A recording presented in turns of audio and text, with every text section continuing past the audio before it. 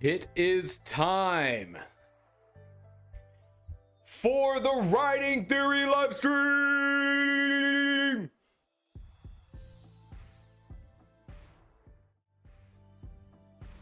Hello. Hey, how's everyone doing? It's Monday.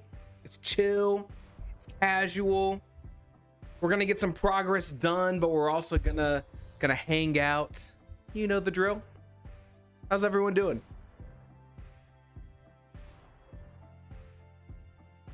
I need the caffeine today. I need the fuel. Ariana, hello. Dreams Realm, so ready for this. That's what I'm talking about. That's what I'm talking about. I'm ready for this too. You know, every Monday I come back recharged because I get to come back and write. But Fridays, you know, I've been writing all week. That energy, that excitement starting to wane down. Over the weekend, I get to refresh and come back, and I'm feeling good. The writer Lee, hello, ready to write. I love that. Dreamstorm says, sick, but that means I have time to write. I hope you feel better. I have respect for people who are able to be under the weather and still be able to pull together the brain power that it takes to do some writing. I am not so great at that. Zerg, hello. I do have, before we get started, I have something I want your help on. Let me open up a little doc here. I was thinking about this the other day. It would be fun. Hold on, Scrivener's thinking.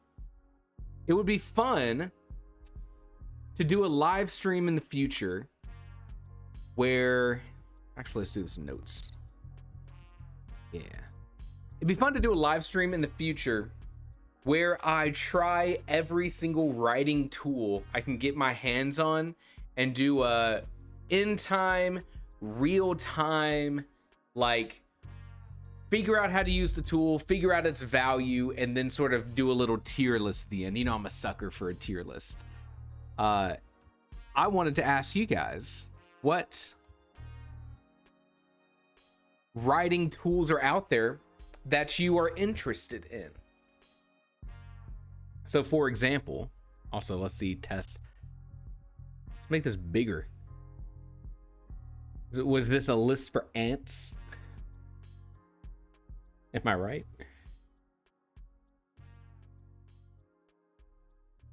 There we go. Oh yeah, that's the ticket. That's the ticket.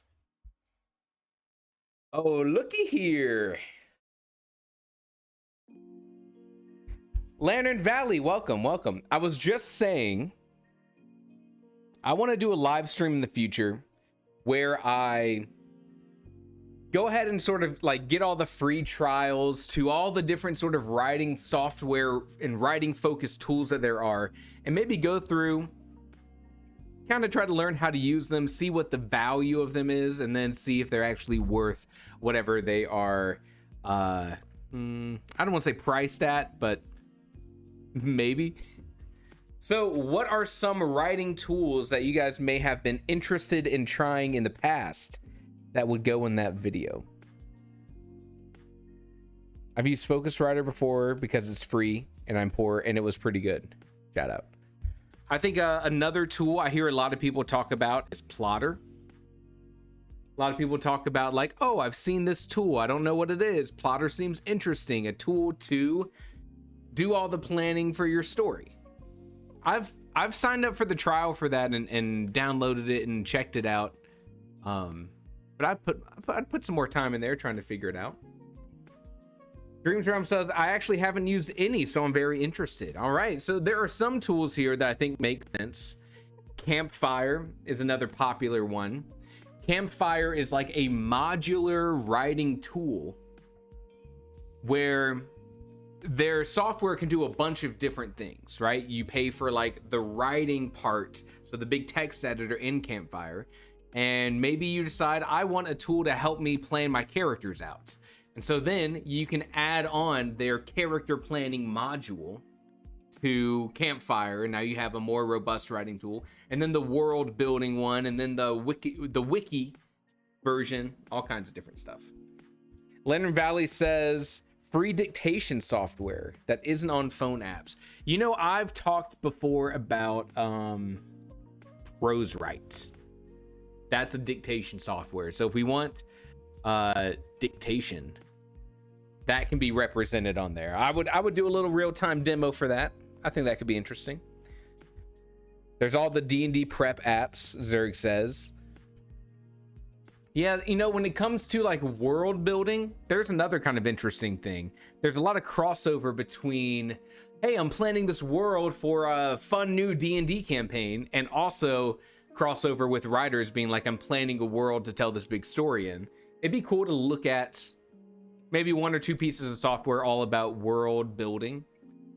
Dreams Realm, what's dictation? Dictation is when instead of typing out your story, you grab something like your phone and use the audio recording. So you go into your little voice recorder and you speak your story aloud. Just kind of like, you can either be referencing notes, you could just make it up off the top of the dome.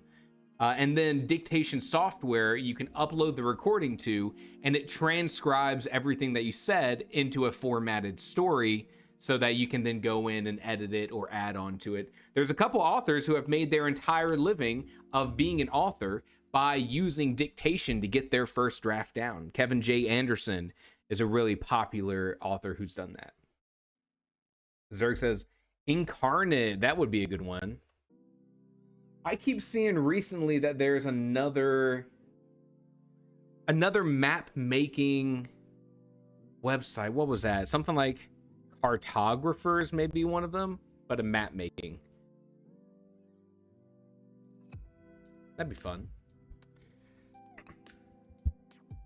I feel like I've heard about people writing in Reedsy Studio.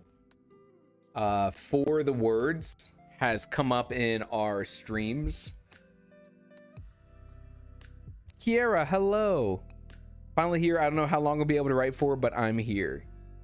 Kiera, are there any writing tools that you use? Any writing tools that you use? I think Focuswriter is a good one. Kind of hard to do a video and be like, all right, is Google Docs good for writing? Because like, of course it is, but also like, everyone knows Google Docs. Everyone knows Microsoft Word. You know, what other tools are out there? Novelpad is another one I've heard of. I did a sponsorship with them, a partnership with them before.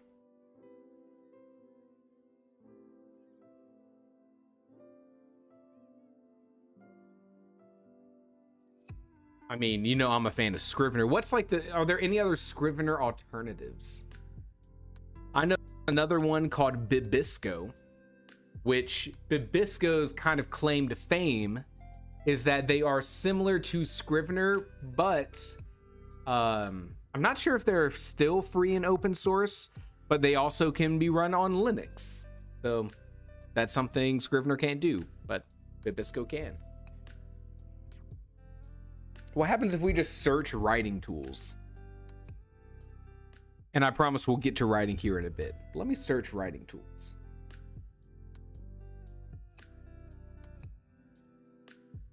What if we go best writing tools?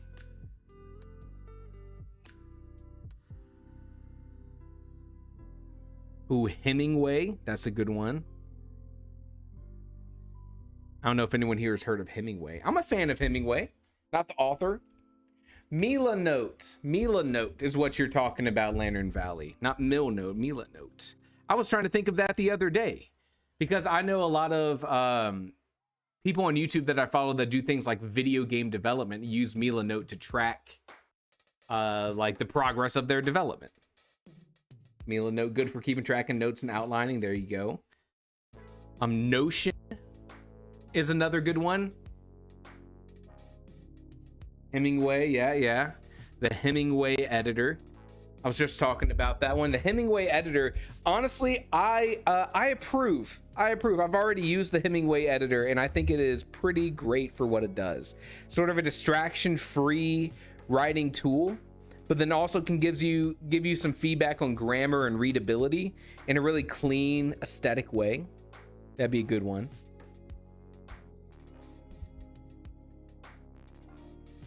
Notion, I mean, if anyone here has used Notion, Notion is top tier for sure.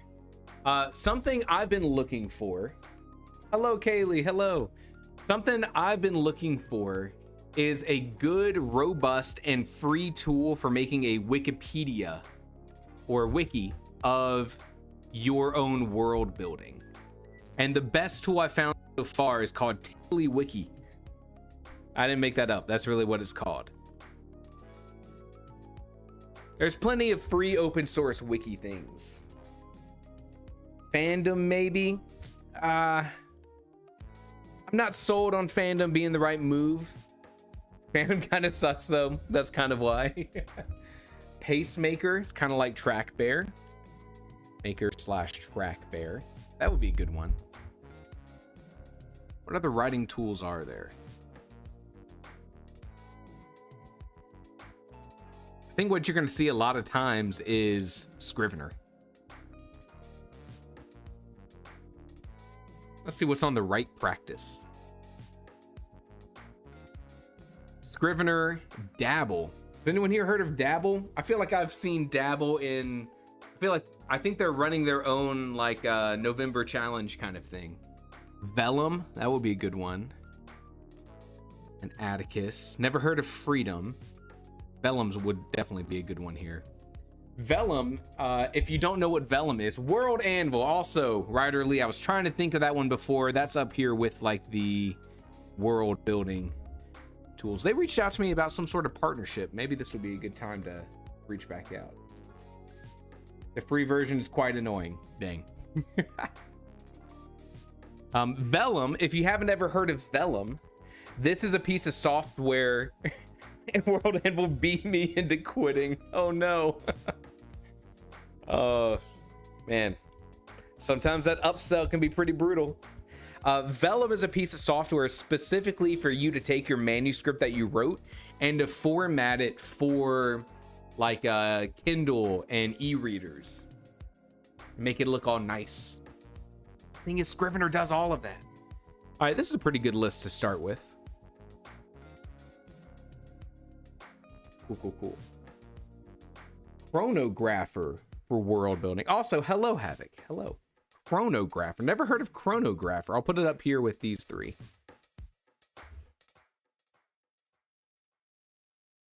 There's something I always get Amazon ads for, and it's like, let me do a little Google. I don't know what's going to come up when I Google this, so let me put it on safe mode over here. Course, is that something I've seen before? I get ads for this dang tome writing course on Instagram all the time. It looks like it's a writing toolkit. What the heck? I use Sims 4 for creating visuals and characters and places. That's pretty cool. It's pretty cool. I've heard that from a couple people. You better put Pro Writing Aid at the top of the list. Depends on if they're going to sponsor it.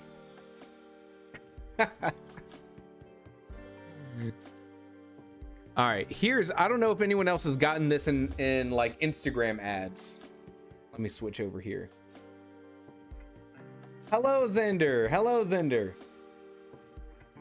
Have you ever gotten an ad for the tome writing course? It pops up on my Instagram all the time, and I still don't know what it is. Is it a piece of software? Is it a template? Like, what is this? Is it a laptop? Is that what I'm seeing? You know what? Here's the thing. When we do this tier list, this kind of stuff needs to come into play, right? Functionality and value of the tool versus the price.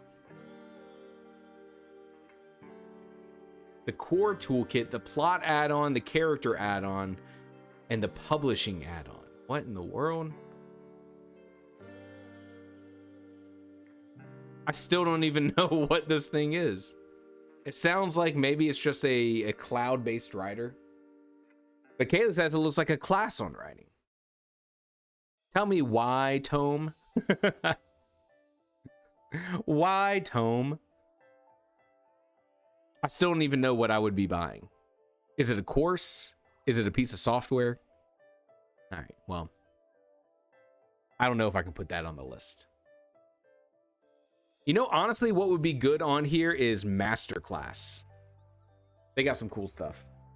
Side note, I love how chat's always, I reckon this option is not the best for my particular use case. And I'm like, no, this is rotten eggs. I'm going to start saying things are rotten eggs more. I've never called anything in my life a rotten egg besides rotten eggs. Oh, it said course near the top of the last page. That's a tough one to judge the value on. All right, so here's the thing. There's lots of, it's a pretty natural sort of transition for like a writing YouTuber to make, is to create a course and offer that course. I talked to some other creators once where I was like, how do you determine what videos to make and share for free for your audience and what goes into like this paid course? Because I was like a little confused about that. Like if I'm making a video that's going to go on my YouTube channel, and then I'm also making courses that are video courses, but my normal videos are also like, here's how to create a character. Like what goes in the course, what goes on my YouTube thing? And the way it was phrased to me was the value of the course isn't always just here's this video you can't watch anywhere else, but here is the series of videos in order from one individual person. So you're not getting a bunch of conflicting information from a bunch of different sources. And you always know what to do next. You're getting very clear guidance from that single person that you trust. But I also feel like that's a very personal thing in the sense of like being a viewer or like someone who's attending this course or going through the course, having to be like, okay, this is the person I want to listen to.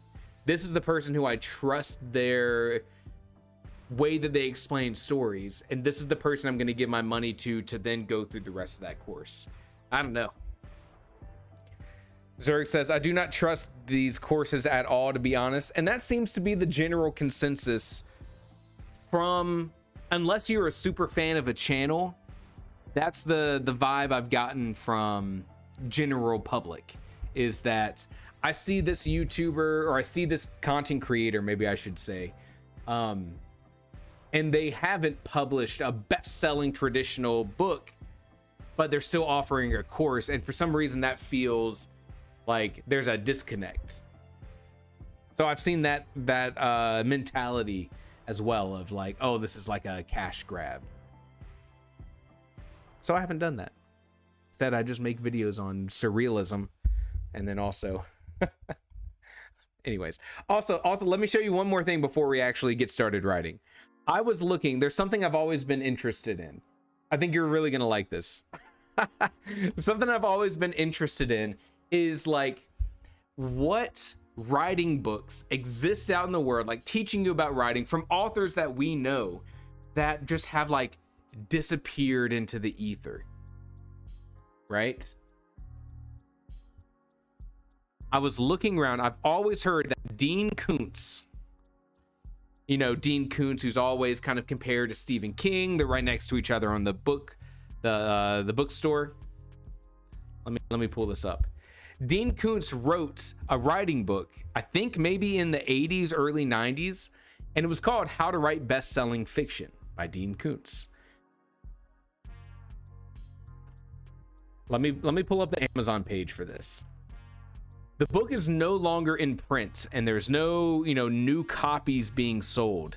So this writing book has become this almost like legendary thing. Hold on, let me open it up here. If you go to Amazon and you look for Dean Koontz's, which is, first off, so tough to say his name, Dean's writing book. How do I get this cart to go away? Oh my gosh, my Amazon cart, get off the page. The people don't need to know which computer monitor I want to buy. Hold on, I promise you it's because you're gonna like this. How to Write Best-Selling Fiction by Dean Koontz. Guess the price of this book. Go ahead. Guess the price. Because it's not sold anymore. Dean Koontz's How to Write Best-Selling Fiction. $500 US. This better be the best writing advice I've ever heard of in my dang life. And now I'm like, okay, part of my whole shtick on YouTube is I like take a writing book and take all the great advice out of it and show it to you. Is like, this is my calling. I need this book. The people need to know what's in this because we cannot get this anymore. That's an expensive book. That's what I'm saying. But don't worry. Don't worry. If you're willing to get something used, you can get it for a cheap $150 US. Or on eBay, you can get it for just a nice chill 200. Yeah, if anyone finds this book somewhere for less than $100, let me know. I set up an eBay watch list to say anytime someone posts this book, let me know. I will get this information to you if it's the last thing I do. Hello, J Sam. Hello.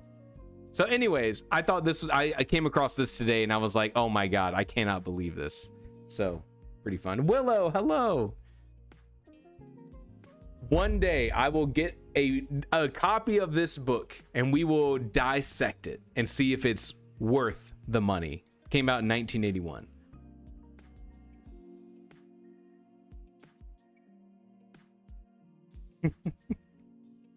The $500 US. That's right. All right, that's the last thing I needed to do. We can actually go and do some writing. I will stop yapping. I do want to point out one last thing before I go, which is I was looking at the leaderboard on TrackBear. Scroll down here and I saw that JSam, our friend JSam in chat, is 74% to their goal, and there's nothing that would be better for me this November than seeing JSam hit their target. So without further ado, I think it's time to write. It would be hilarious if it actually is amazing, the best writing book ever. Wouldn't that be nice? Wouldn't that be cool? That's all I'm saying is like, I'm working on it. I'm working on it. I'm not paying $500 for it, but I'm working on it. All right, let's open up some tiny doors. I think I found a PDF already. Zerg, send it to me on Discord if you did. Because I've been looking around. Send me the link. I will share it with the people. But it would also be such a great title to a video if it's the $500 writing book. Is it worth it? Right? Something like that. I'll workshop it. If it was the best, they would print more copies and it won't be rare. Or Zender, consider this. It's so good. They were afraid it was going to upset the delicate equilibrium of traditional publishing. If everyone could write to the level of Stephen King and Dean Koontz, then how could they sell the big mega authors? So they nerfed us all. Doctors hate this one trick. All right. If we want JSam to get to their goal this month, then we got to get writing. All right. I hope everyone had a good weekend. If you did some writing, I hope you made some good progress. I did not do any writing, but I was thinking about my story. And so now I'm excited to get back here. Do it. Writer Lee, the book is on eBay for $300 if you're interested. Not that interested yet. Not that interested nor desperate yet. But one day that may change. All right. Will says, I got chapter 1 Primed and edited for my novel. Nice, nice. Jason, putting it all on me. Come on. Look, I know you can do it. That's the only reason why. Come on, Carson, do it for the people. All right, look, I'll get that book if we crowdfund it. I have a hold on. Let me pull you in for this. I have a wonderful investment opportunity for you. For a meager donation of $50, you can own 1/10 of this rare writing book. In fact, you could even have that book for one weekend out of the year.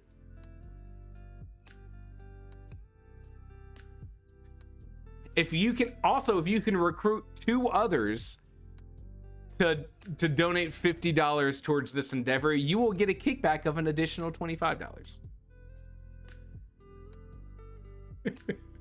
Hold on.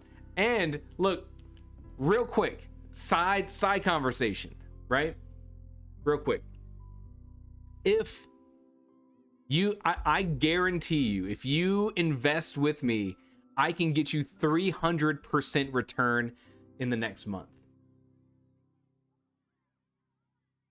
300% guaranteed. I just got to talk to a few more people. You don't want to miss this.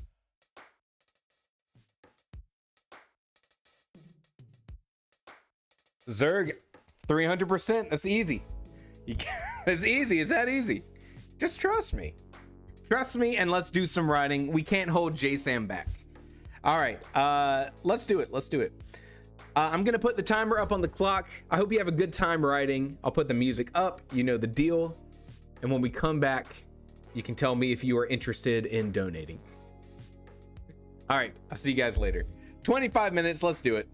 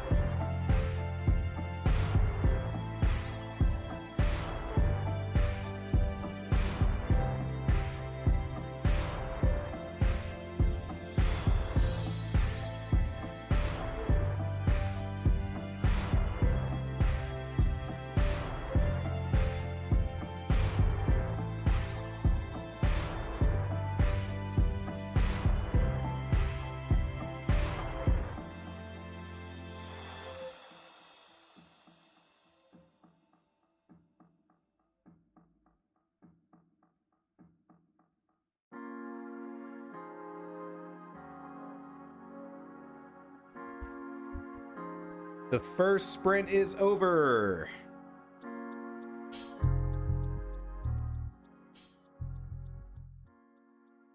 How'd everyone do? Willow, 650 words. Nice, nice.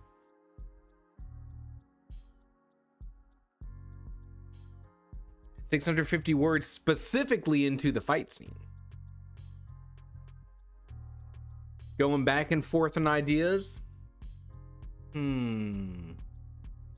Ideas of what should happen in the fight, or ideas if there should be a fight. Ariana, 415. Nice. Zerg, 677. I did more thinking than writing, to be honest. Kaylee, I feel like you said that during the Pro Writing Age stream too. Are you feeling like you're stuck again, trying to figure out where to go? And also correct me if I'm wrong, if I'm misremembering.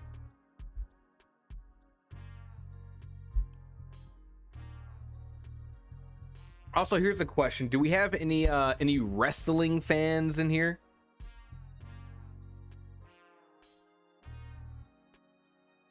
I just wrote a line in my story that I don't know if I'm versed enough in wrestling to actually use.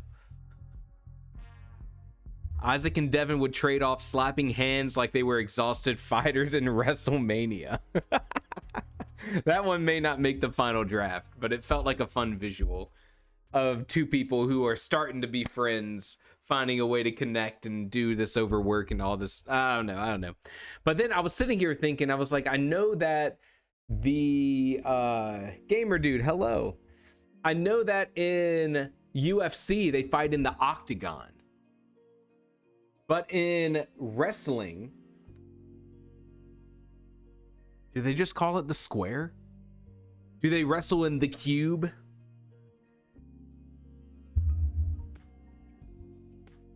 Brother, little Hulk Hogan. Brother, I'll meet you in the cube. That doesn't seem right. The ring. That's it. I was over here thinking, like, do they go to the square to fight? That doesn't seem cool enough. They don't go to the cube, clearly. They go to the ring. Which, quite a misnomer, to be honest. The ring in the cage. We watched some wrestling growing up back in the days of Hulk Hogan and Sting and The Undertaker and Mankind. Who else was there? Triple H. Was there a Johnny Hart? Who else was there? I'm trying to remember. Of course, Rey Mysterio. Macho Man Randy Savage. I don't think I remember anyone else. I think that's all I remember. But look, being a like 10, 11-year-old kid and getting like the wrestling video games, top tier entertainment back in those days. Diamond Dallas Page. I feel like I don't remember that person, but I do remember someone who had diamonds on his eyes. So I assume that's Diamond Dallas Page. Andre the Giant, I think, was still around when I was watching, but it would have definitely been in his later years. This probably had to be like 2000 to 2002, maybe. I want to know who thought a square and a ring were equivalent. Look, Kaylee, you're taking lots of fake punches to the head, you know?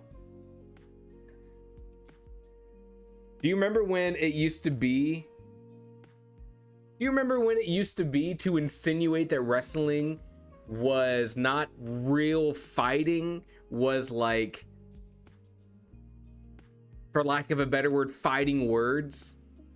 Versus now we just recognize they're athletes going to a script, putting on a performance, still experiencing the pain. But there is an era where you could be like, wrestling's fake, and someone would be like, no, it's not. No, it's not. You take that back, or I'll sick sting on you. Bret Hart. Yeah, I remember Bret Hart. Attitude Era was the best era. The Hardy Boys, the Dudleys, Undertaker, Stone Cold Steve Austin, The Rock, of course, Triple H, Kane, Kurt Angle, so many good ones.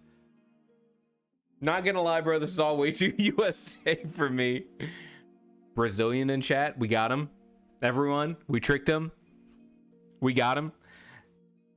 Actually, Zerg, I'm just playing with you. I made all of that up. All of these people were fake people. I was just improvising. That's my new stand-up bit.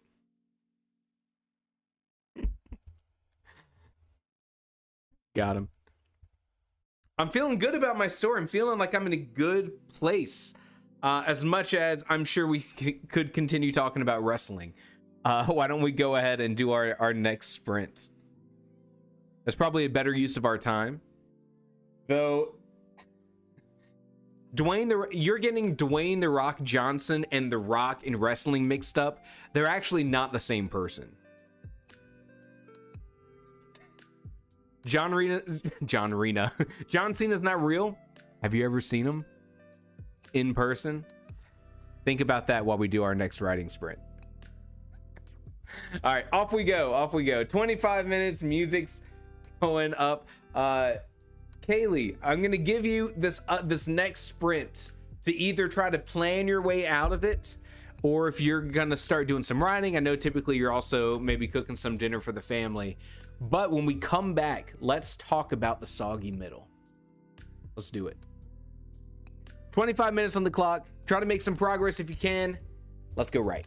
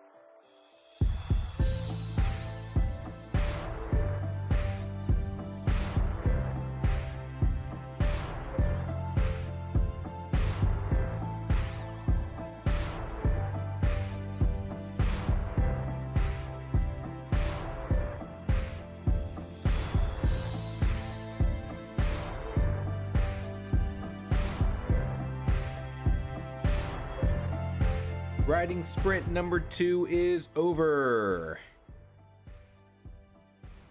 How'd everyone do? I gotta be honest, for me, that was one of those sprints where I was like, no, it's already been 25 minutes. I'm at 1,600 words, which is a little bit higher than my pace for the 2 sprints. Willow, 312 words, nice. A little bit stuck on the order of events. Don't let that get you too far behind. That's something you can fix in editing. Make sure you're still making that progress. That's one of those things where, like, it may not be perfect, but you want to get your story just working and push past it than to fret too much over it. You may find that some of those things that you're tripping over maybe aren't the most necessary things, and in editing you can clean it up even more. Ariana, 332 words. Good sprint. Good sprint. Lantern Valley combining both sprints, 1,600. Nice, nice. But again, working off something partially already written.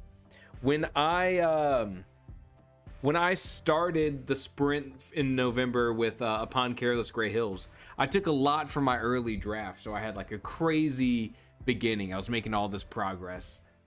So I get it. When you're working with something, you're in your second draft or doing editing, it goes fast, but you're still putting in the work. Zerg, 489 words. Nice. Let's go. People still do this? Is that still cool? Cool. Yeah, it's still cool. It looks cool when I do it. We all agree. Kaylee, no words in my manuscript, but I'm trying to further break down the fun and games part of my Save the Cat structure. So let's pull up Save the Cat, because this is why there is such a thing as soggy middle, right?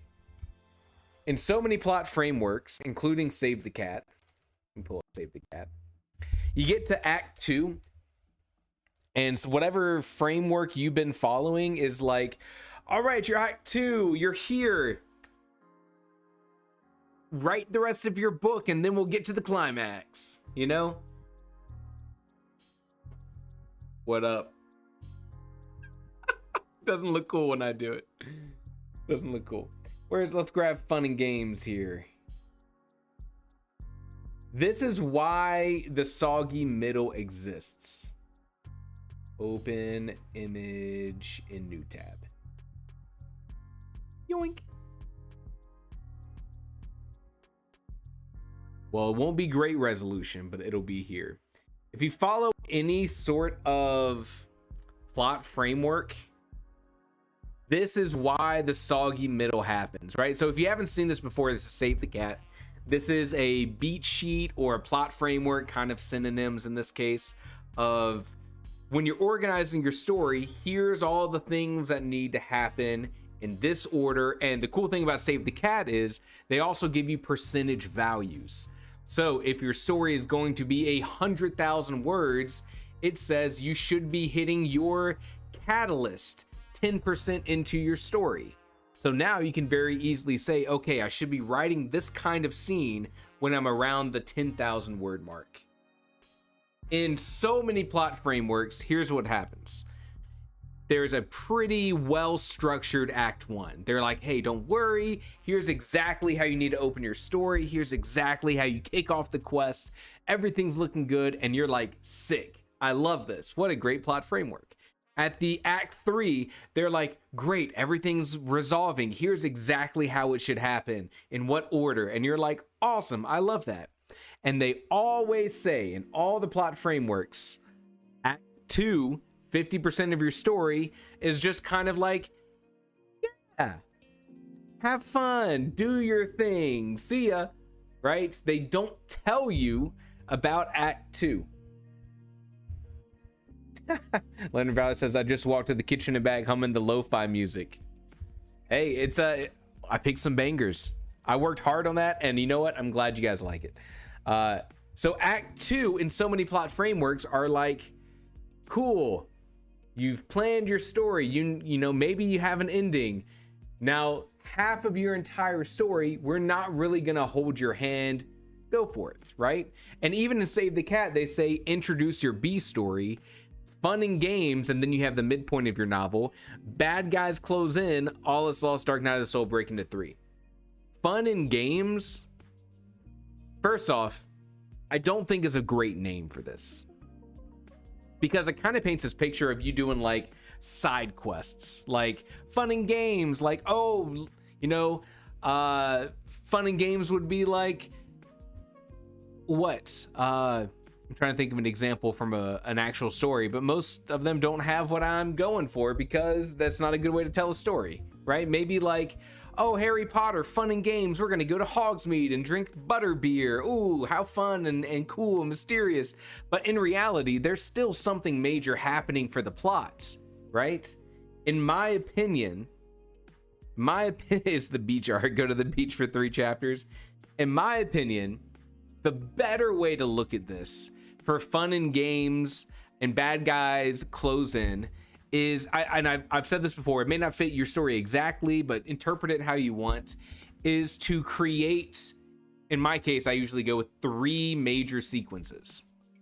What are 3 big events we can work towards in the middle of your story, where ideally, in a perfect world, you know,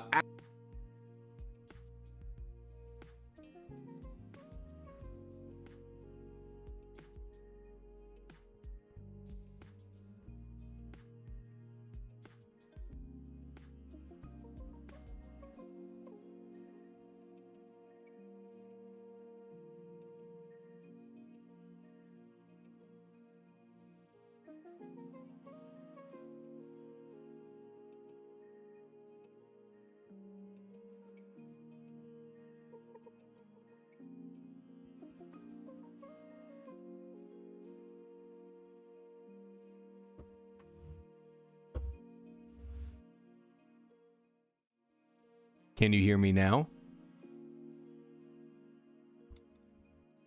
I was about to make a really good point. All right. Interesting. Everything looks good on my side. Okay, what I was saying is, in a perfect world, when you are planning your story, you're gonna have like these 3 major sequences that you're building in, right? You're gonna say, all right, there's 50% of my whole story here. Let me hit these 3 big moments. And in a perfect world, this is what I was saying, that each one of those moments is going to like raise the stakes. Each one of those moments is going to further emphasize that our main character can't just walk away, right? And Aragon is an example of this, right? Aragon, I don't know if everyone here has read the books Aragon. They're not super inventive, but they were pretty popular, which is why I choose them. Aragon says, also, has anyone here read Aragon? In Aragon, our main character gets bonded to this dragon. They have to leave their town because bad guys are after them. And then that's when we've broken into our Act 2. So then what needs to happen in fun and games? What happens in fun and games, the first major sequence is Aragon learning about magic. It's him learning the political nature of everything he's involved in. There's a resistance he's going to help out, right? And that sequence caps off with, and I'm roughly remembering, the old mentor gets killed and Aragon's on his own, right? The stakes have been raised. Is that the right word? The stakes have been raised, and also Aragon can't just turn around now. People are after him, and he's now lost, right? That begins our next sequence in Act 2, which is him going to join the resistance, right? How does he get from point A to point B? What are the conflicts that he encounters? But instead of just saying, here's the middle 50% of your story, it's not that simple. It's, okay, we've broken out of Act 1. Now let's go through these major sequences. That is now how I consider writing Act 2. In whatever plot framework I'm using, I go into Act 2 being like, okay, what are these 3 things that are going to happen in the middle of my book that are going to travel towards wherever the climax of the story is going to happen? All right, it's going to be building towards there, are going to raise the stakes, which is why in so many thrillers, raising my stakes, get it, ban. which is why what was I, dang it, Kaylee. Anyways, you see where I'm going with this. It's like when I'm writing Act 2 now, I'm thinking, okay, I need to get towards where the climax of the book is going to happen, whether it's location wise or whether it's laying these sort of breadcrumbs that are going to build us there. But it's also saying something big needs to happen in fun and games, for lack of a better word. And we're going to do 3 major inciting incidents, crisis, climax, resolution, and do it all over again. But yes, you see where I'm going with. So fun and games, I think, is a poor choice of words here.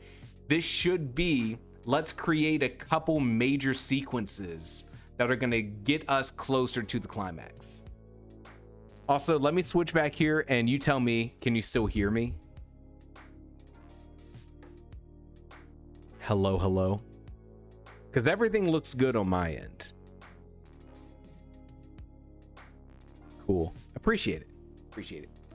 I know that Save the Cat, it goes from the 20% to the 50% mark and ends at the midpoint, Kaylee says. It does, and then it immediately says, bad guys close in, however many percentage marks, then to all is lost, Dark Knight of the Soul break into 3, right? So it gives a little bit of structure, but even then, I mean, in my opinion, trying to break it up into a couple smaller parts is going to be what's worked best for me and how I approach it now. That may change in the future, but I hope maybe that helps a little bit. Zerg says, I do not enjoy saving cats. I much prefer more open approaches to the 3-act structure. I think that makes sense. I think that there are times when you're like, okay, the way that I'm thinking about my story already kind of matches a certain plot framework that I want to use to refine my story into a specific shape, right? And then that's important because not every plot framework is going to work correctly for a specific story. And the more that you try to force your story into a framework that's not in your current understanding of your story, the crazier it gets. So you're more of a kick the puppy person. How dare you? How dare you? How dare you? All right, let's finish on one last writing sprint. Meant to say hero's journey. Where did Chicken Lover say? I like the hero's journey. The hero's journey is good for a certain type of story. Just like Save the Cat's good for a certain type of story. Just like 3-act structure, 7-point structure, heroine's journey. It's all there for you to use when it feels appropriate.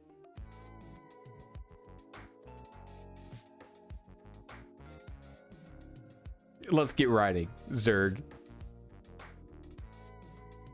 All right. Here we go. All right, cool. Let's do some writing. Heroine's journey, like Breaking Bad. Oh my God, you got a bunch of freaking comedians in chat.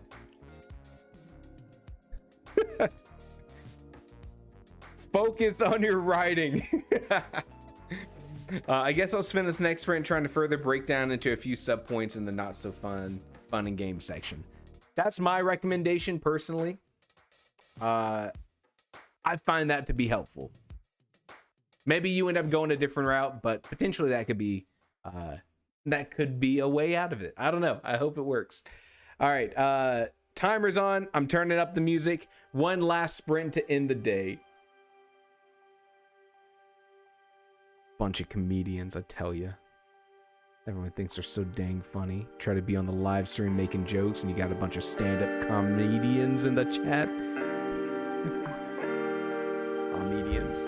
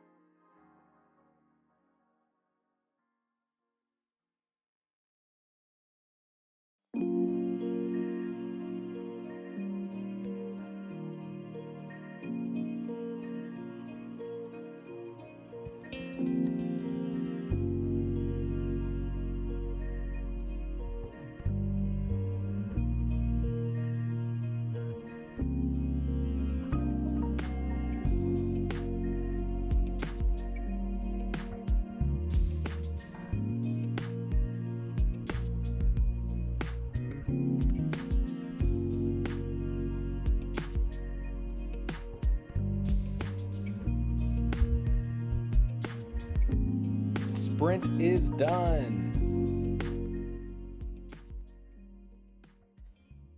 All right, you comedians, how'd you do? How'd you do? Start doing our track while I still got it on the mind.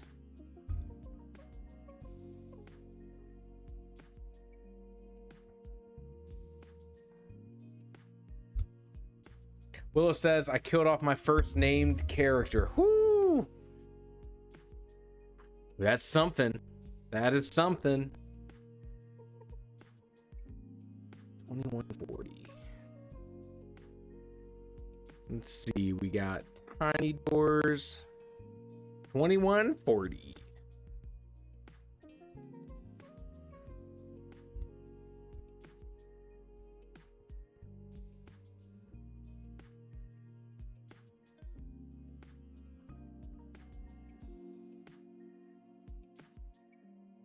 Gamer dude, wow, what a donation. Thank you so much. Let's check it out. I'm rewriting my hero story. I was thinking of starting with a dream that is the memory of the day his mother died. I want to include 2 dreams that explain what happened that day. My first time writing dream sequences. That's a really good question. All right, when we're talking dream sequences, there's a couple things to remember. The first thing is that we don't want it to come off as cliche. That's important because there are some dream-like sequences that are seen as overused, overdone. So it kind of comes across, you know, you need to execute it correctly, and at least giving a dream the purpose that you have, which is, you know, explaining sort of the day that the character's mother died.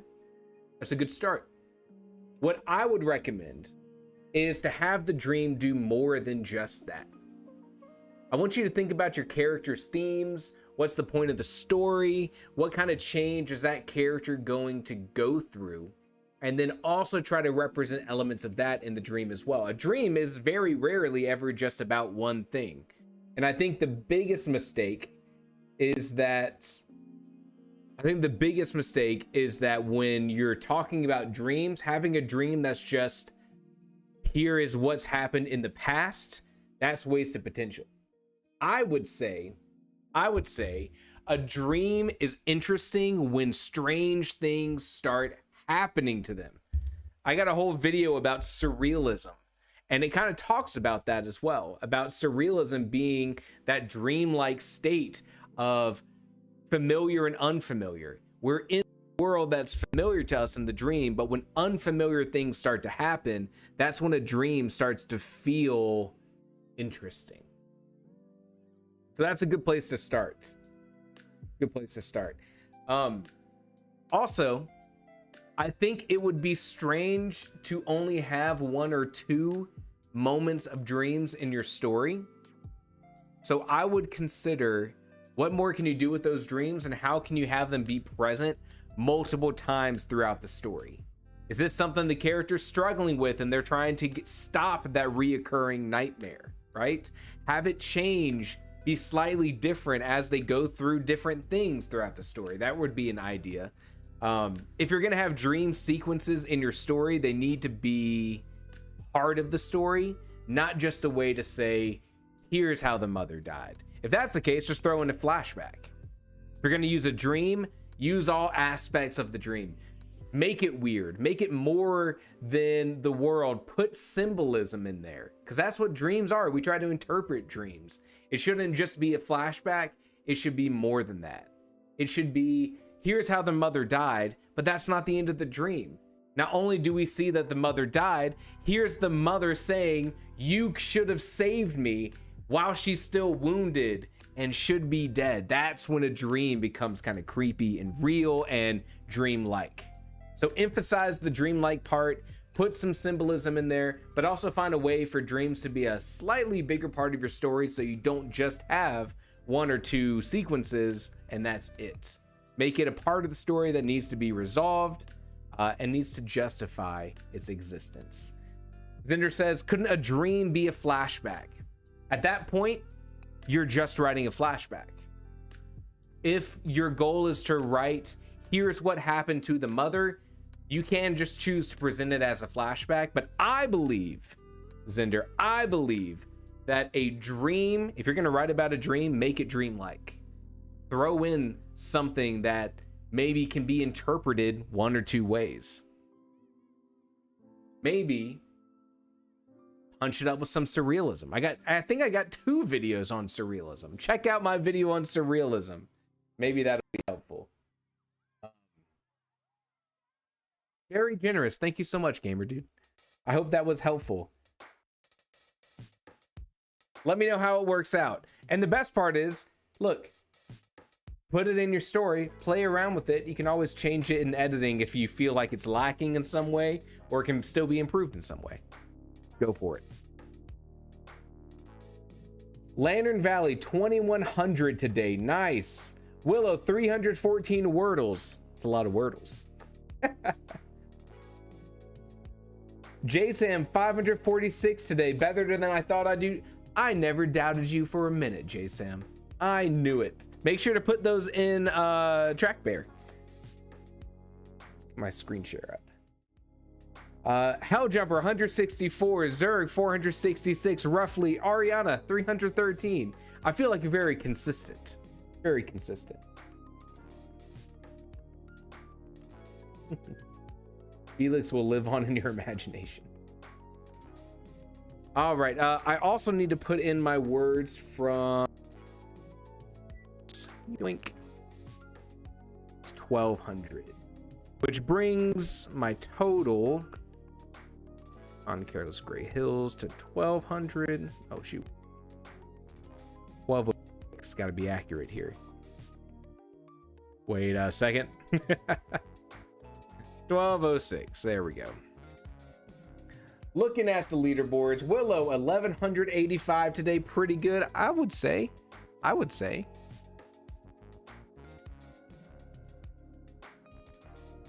Look at that.